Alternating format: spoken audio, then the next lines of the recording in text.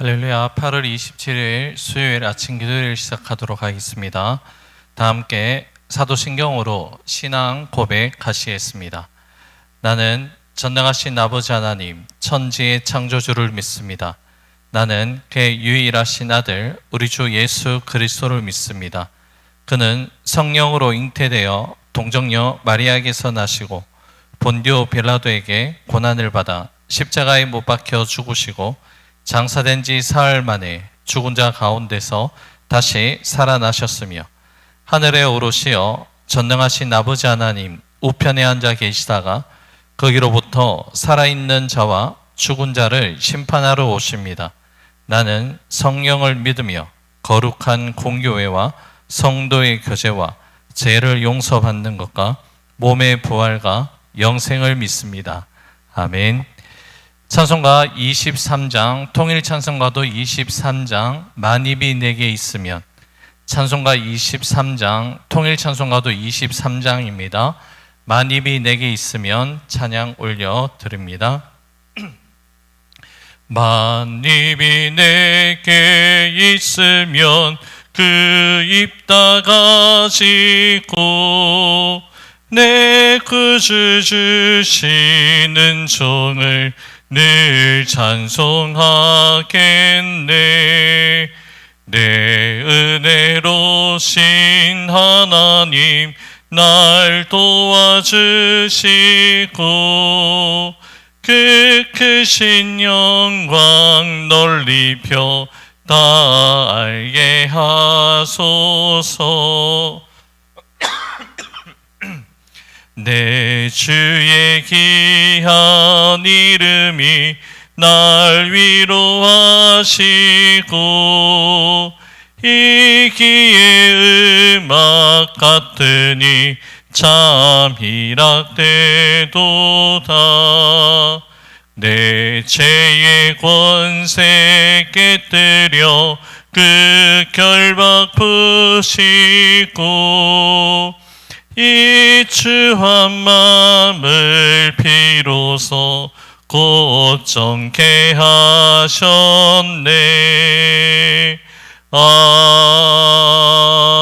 아멘. 오늘 우리에게 주신 하나님 말씀은 시편 128편과 129편 말씀을 함께 보시겠습니다. 먼저 시편 128편 1절에서 6절의 말씀 한 절씩 말씀 나누어서 교독합니다. 여호와를 경외하며 그의 길을 걷는 자마다 복이 있도다. 내가 네 손이 수고한 대로 먹을 것이라. 내가 복되고 형통하리로다. 내 집 안방에 있는 내 아내는 결실한 포도나무 같으며 내 식탁에 둘러앉은 자식들은 어린 감람나무 같으리로다. 여호와를 경외하는 자는 이같이 복을 얻으리로다. 여호와께서 시온에서 내게 복을 주실지어다. 너는 평생에 예루살렘의 번영을 보며 내 자식의 자식을 볼지어다. 이스라엘에게 평강이 있을지로다. 아멘. 시편 129편 1절에서 8절의 말씀도 한 절씩 나누어서 교독하시고 마지막 8절 말씀은 한 목소리로 함께 읽도록 하겠습니다. 이스라엘은 이제 말하기를 그들이 내가 어릴 때부터 여러 번 나를 괴롭혔도다. 그들이 내가 어릴 때부터 여러 번 나를 괴롭혔으나 나를 이기지 못하였도다. 밭 가는 자들이 내 등을 갈아 그 고랑을 길게 치었도다. 여호와께서는 의로우사 악인들의 줄을 끊으셨도다. 무릇 시온을 미워하는 자들은 수치를 당하여 물러갈지어다. 그들은 지붕의 풀과 같을지어다. 그것은 자라기 전에 마르는 것이라. 이런 것은 베는 자의 손과 묶는 자의 품에 차지 아니하나니 지나가는 자들도 여호와의 복이 너희에게 있을지어다 하거나 우리가 여호와의 이름으로 너희에게 축복한다 하지 아니하느니라. 아멘. 오늘 우리는 시편 128편, 129편 말씀을 함께 묵상합니다. 이 두 시편의 말씀에 표제어가 붙어 있습니다. 바로 성전에 올라가는 노래라는 표제어입니다. 자, 성전에 올라가는 노래란 이 표제어가 붙어 있는 시편은 120편에서 134편의 말씀입니다. 이 시편의 말씀들은 예루살렘 성전으로 올라가는 성전 순례자들을 위한 찬송입니다. 이스라엘 백성들은 우리가 알고 있는 것처럼 의무적으로 1년에 6월절, 77절, 장막절에 예루살렘 성전에 올라가서 제사를 드려야 한다는 것을 우리는 알 수 있습니다. 이러한 절기에 성전으로 올라가면서 부른 회중 찬송이 바로 성전에 올라가는 노래라는 표제어가 붙어 있는 것입니다. 오늘 우리가 예배를 드릴 때 함께 모여 찬송하며 예배를 준비하고 우리의 마음을 드리는 그 고백과 같은 의미로 생각을 하시면 됩니다. 먼저 시편 128편의 말씀은 하나님을 경외하는 자들에게 내려주시는 복과 은혜에 대한 말씀이 기록되어 있습니다. 하나님을 경외할 때 내려주시는 개인적인 복이 있고 공동체적인 복이 있다라는 말씀인데요. 먼저 오늘 본문 1절 말씀은 이렇게 시작합니다. 여호와를 경외하며 그의 길을 걷는 자마다 복이 있도다. 아멘. 본문에서 그의 길을 걷는다는 것은 인생의 발걸음을 옮겨가는 순간을 의미하는 말씀입니다. 인생의 모든 발걸음을 옮겨가는 순간순간마다 하나님을 경외하는 그 발걸음을 옮겨가는 자가 바로 복된 사람이라고 그렇게 말씀하고 있습니다. 경외한다는 것은 무엇입니까, 여러분? 하나님의 임재, 하나님이 나와 함께 하신다는 것을 늘 기억하고 하나님을 두려워하고 또한 하나님을 사랑하는 마음으로 살아가는 삶과 믿음의 태도를 일컫습니다. 어느 특정 시간과 공간에 제한되는 그러한 경외함이 아니라 매 순간순간 하나님이 나와 우리와 함께 하심을 인정하는 믿음의 태도입니다. 하나님을 사랑하는 그 마음으로 하나님과 함께 동행의 발걸음을 옮겨 나가는 삶이야말로 복된 삶이라는 것을 성경은 우리에게 말씀합니다. 사랑하는 여러분, 진짜 믿음은 사람들 앞에서 보여지는 행동이 아니라 아무도 보는 사람이 없을 때 나타나는 것이 진짜 믿음, 진정한 믿음인 줄로 믿습니다. 여호와를 경외하는 그 마음으로 인생의 발걸음을 옮겨간 믿음의 사람을 꼽으라면 창세기에 나오는 에녹과 노아의 모습이라 할 수 있습니다. 창세기 5장에는 에녹이 무드셀라를 낳은 후에 300년을 하나님과 동행한 자로, 창세기 6장 말씀에 보면 노아 또한 당대의 의인으로서 하나님과 동행하였다라고 그렇게 말씀합니다. 에녹과 노아는 일상의 삶 가운데서 아주 평범한 삶을 살아간 듯 하지만 그들의 삶을 자세히 들여다보면 특별한 모습으로 그 삶을 살아갔음을 우리는 알 수 있습니다. 특별한 삶이 무엇입니까, 여러분? 바로 하나님을 경외하고 하나님과 동행하는 삶을 통해서 평범한 일상이 특별한 삶의 모습으로 전환이 되었고 비범한 믿음의 삶으로 살아갔다는 것을 우리는 바라볼 수 있습니다. 저와 여러분들의 평범한 일상의 삶도 특별한 삶이 될 수 있는 것은 다른 것이 아니라 매 순간순간 하나님이 나와 함께 하신다는 것을 인정하면서 하나님을 사랑하는 그 마음으로 살아가는 삶인 줄로 믿습니다. 하나님을 경외하며 살아가는 인생의 발걸음 가운데 내려주시는 그 복에 대해서 생업의 복과 가족들에게 내려주시는 복이 2절, 3절 말씀 가운데 기록이 되어 있고요. 또 중요한 것은 이러한 복을 주시는 분이 누구신지에 대해서 본문 4절에서 6절 말씀 가운데 이렇게 기록되어 있습니다. 제가 읽어드립니다. 여호와를 경외하는 자는 이같이 복을 얻으리로다. 여호와께서 시온에서 내게 복을 주실지어다. 너는 평생에 예루살렘의 번영을 보며 내 자식의 자식을 볼지어다. 이스라엘에게 평강이 있을지로다. 아멘. 본문의 말씀을 통해서 복이 누구에게서부터 오는지 분명하게 말씀하고 있습니다. 바로 하나님께로부터 복이 우리에게 임한다는 것을 말씀합니다. 사랑하는 여러분, 하나님은 우리에게 복 주시기를 원하시는 분이십니다. 그렇다면 여러분, 우리는 하나님이 주시는 그 복을 받을 준비를 하며 우리의 삶을 살아가야 하는데, 오늘 본문의 말씀을 통해서 그것을 알 수 있는 말씀이 바로 하나님을 경외하며 하나님과 동행하며 살아가는 것이 하나님의 복을, 은혜를 받을 준비하는 모습이라고 연결 지을 수 있다는 것이죠. 그런데 여러분, 곰곰이 생각을 한번 해보면 하나님을 경외하기 때문에 받는 다른 복과 은혜보다 우리가 하나님을 경외하고 하나님과 동행하는 것 자체가 우리 인생 가운데 가장 큰 복이요, 가장 큰 은혜라는 것을 우리는 알 수 있습니다. 시편 기자는 지금 그것을 믿음으로 깨닫고 감사하며 하나님께 찬양을 올려드리고 있다는 것이죠. 여러분, 참으로 그렇습니다.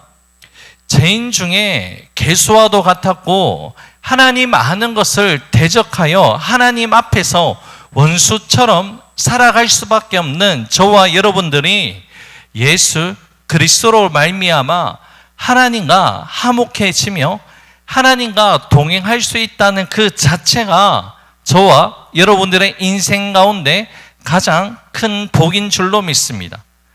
자, 이제 계속해서 이어지는 시편 129편의 말씀은요, 고통받는 하나님의 백성들을 향한 하나님의 돌보심과 하나님의 백성들을 대적하는 자들에 대한 하나님의 공의로 다스리심에 대한 그 내용이 담겨져 있습니다. 자, 먼저 시편 기자는 하나님의 백성인 이스라엘 백성들이 처해 있는 그 상황에 대해서 다음과 같이 그렇게 탄원을 하고 있는데요, 시편 129편 1절의 말씀입니다. 이스라엘은 이제 말하기를 그들이 내가 어릴 때부터 여러 번 나를 괴롭혔도다. 이스라엘을 괴롭히는 대상에 대해서 구체적으로 누구인지 밝히고 있지는 않지만 이스라엘의 전 역사를 되돌아보게 될 때에 오랜 기간 동안 주변 이방 국가들로부터 핍박을 받아온 것은 틀림없는 사실입니다. 자, 그 핍박에 대해서 시편 기자는 어떻게 표현하고 있습니까? 어릴 때부터 여러 번 괴롭혔다라는 그 표현을 쓰고 있습니다.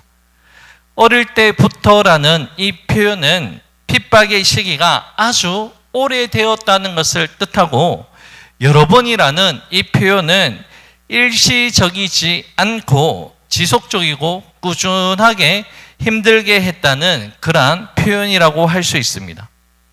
그 고통의 강도가 얼마나 심했으면 시편 기자는 2절에서 다시 한번 이렇게 표현을 하는데요, 2절 말씀입니다. 그들이 내가 어릴 때부터 여러 번 나를 괴롭혔으나 나를 이기지 못하였도다. 아멘. 이스라엘이 핍박받는 상황에서 2절에서 1절과 같은 표현이 반복되면서 박해의 빈번함과 더불어 혹독한 고통 또한 짐작할 수 있는 그러한 고백입니다. 하지만 여러분, 여기에서 반전의 드라마, 역전의 이야기가 있다고 시편 기자는 2절 하반절에서 그렇게 고백하고 있습니다. 그들이 나를 이기지 못하였도다라고 그렇게 고백하고 있습니다. 여러분, 무엇을 말하는 걸까요?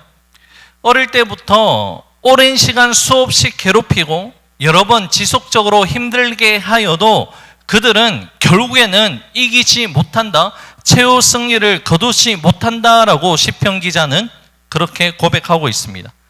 그렇다면 여러분, 누가 최종적인 승리를 거둘 수 있다는 것입니까? 바로 하나님이 택하시고 하나님이 함께 하시고 하나님이 보호하시는 하나님의 백성이 최종적인 승리를 거두게 된다라는 담대한 믿음의 고백입니다. 오랜 시간 지속적으로 하나님의 백성들을 흔들어 놓을 수는 있을지언정 결국에는 꺾지 못하고 하나님의 백성들을 이겨내지 못한다라는 그 믿음의 고백입니다. 자, 이러한 승리를 거둘 수 있는 이유에 대해서 본문 4절에서는 이렇게 말씀하는데요. 4절 말씀입니다. 여호와께서 의로우사 악인들의 줄을 끊으셨도다. 아멘. 여러분, 누가 악인들의 줄을 끊으셨다라고 시편 기자가 고백합니까? 바로 여호와께서, 하나님께서 악인들의 모든 줄을 끊어주셨다라고 지금 그렇게 선언하고 있습니다. 본문에서 말하는 이 줄은 노예나 짐승들을 올가맬 때 사용하는 일종의 밧줄을 뜻합니다. 시편 129편이 쓰여지기 전의 역사를 되돌아볼 때 이스라엘 백성들이 종살이 할 때는 바로 애굽에서의 종살이를 회상할 수 있습니다. 자, 이스라엘 백성들이 애굽에서 종살이를 하는 그 순간에는 이스라엘 백성들에게 아무런 희망을 발견할 수 없는 그러한 흑암과도 같은 그러한 시대였습니다. 하지만 하나님께서는 애굽의 속박에서 모든 이스라엘 백성들을 구원의 은혜를 베풀어 주셨습니다. 본문의 4절의 말씀처럼 의로우신 하나님께서 악인들의 줄을, 종의 그 줄을 끊어주심으로 말미암아 자유케 하여 주셨다는 것이죠. 그리고 이 사실을 좀 더 강화시켜 주신 말씀이 본문 5절 말씀 가운데 기록되어 있습니다. 5절입니다. 무릇 시온을 미워하는 자들은 수치를 당하며 물러갈지어다. 아멘. 수치를 당하며 물러간다란 이 표현은 법정에서 이제 유죄 선고를 받고 퇴장하거나 아니면 전쟁에서 패배하여 도망친다는 그 뜻을 표현하는 내용입니다. 이스라엘 백성들을 괴롭힌 자들에게 하나님께서 그 고통의 줄을, 밧줄을 끊어주신 것을 넘어서서 그 대상마저도 완전하고 완벽하게 제압하여 주신다라는 그 은혜가 이 가운데 담겨져 있습니다. 하나님께서 이 모든 일을 주관하시고 역사하여 주신다는 그러한 약속인 것이죠. 시편 기자는 강력하게 보이고 영원할 것 같은 세상의 권력은 한순간에 허무한 영화에 지나지 않는다는 것을 지붕을 엮는데 쓰는 풀과 같이 자라다 말고 또한 추수꾼이 수확하지도 않을 풀의 비유를 하고 있습니다. 시편 기자는 과거에 쓰라린 고통의 순간 속에서도 경험한 하나님의 구원을 기억함으로써 지금 그리고 앞으로의 모든 순간 가운데서도 구원을 베풀어 주시는 하나님을 기대하고 하나님을 소망하며 하나님을 찬양하고 있습니다. 이제 오늘의 말씀을 맺고자 합니다. 사랑하는 여러분, 오늘 시편의 말씀을 통해서 우리는 우리의 삶을 바라볼 수 있습니다.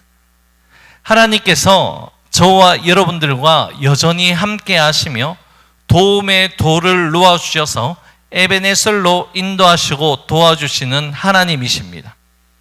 우리가